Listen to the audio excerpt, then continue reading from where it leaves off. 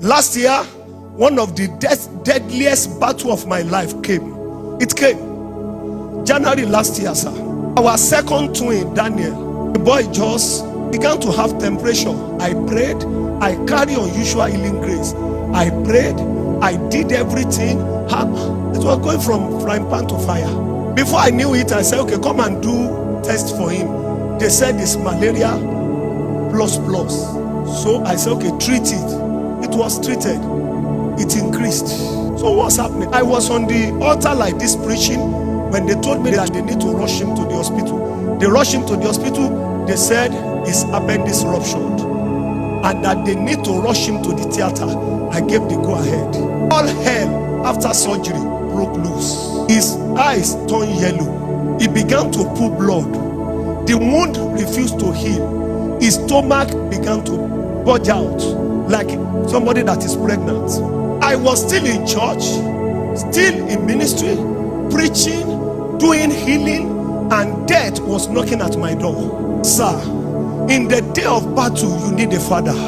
I called Bishop David Oyedepo. I said, Daddy, there is a challenge. Before I knew it, they called me, he's on oxygen. Life was going out of him. Bishop Oyedepo said, my grandson is having a challenge. I said, yes, sir. He said, what is his name? I said, Daniel. He said, that is fine. Daniel is in the lion's den. The lion can't hit him.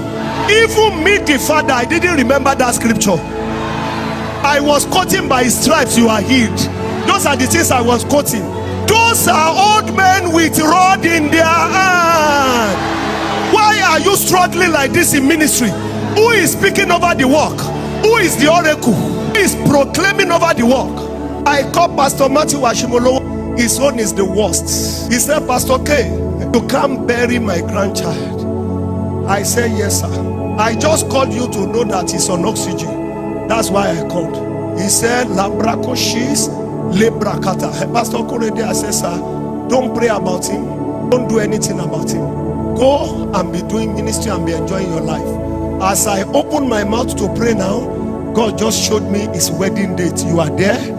I said, sir, I'm not saying you didn't see his wedding day. I'm saying it's on oxygen. That's the reason I called. Sometimes your faith can fail. Sometimes your faith can fail. You need an authority. You need an authority. You need an authority.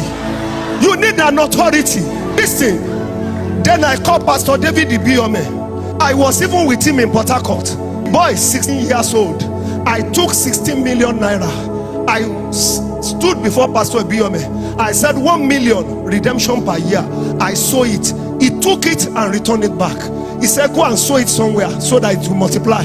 He said, yesterday I was praying for him. I sowed a seed of 5 million for Daniel. He said, we won't bury Daniel. I said, they told me now that it's on oxygen. Pastor Ibiome called Lagos, dropped 39 million naira and said they should use air ambulance to pick him right now to the best hospital in Lagos.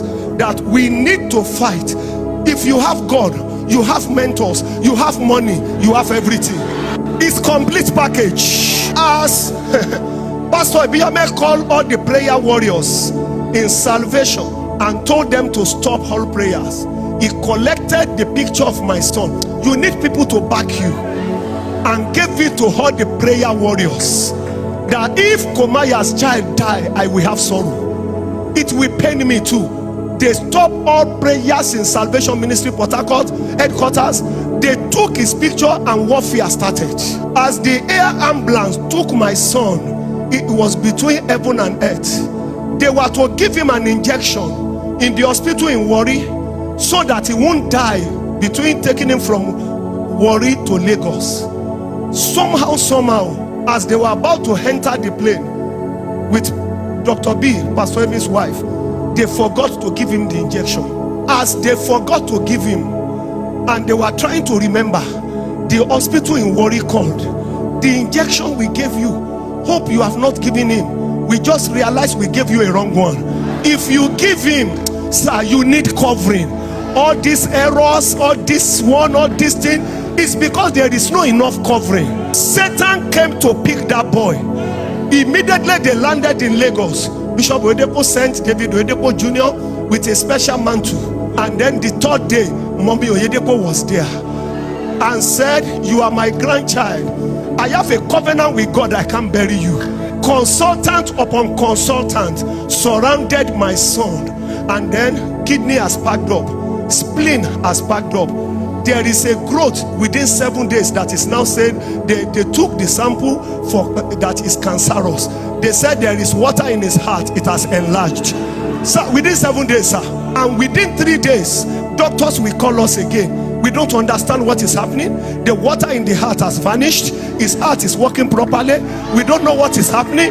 The kidney is back to life. The kidney is working perfectly. We don't know what is happening. All the growth in the stomach has finally vanished. Exactly 7 days, the dead child was out of the hospital. Doshes Hospital begged us to do a video as testimony. Who told you you don't need covering? One word from a father is better than your 21 days fasting, sir. One advice from a mentor. They have experience.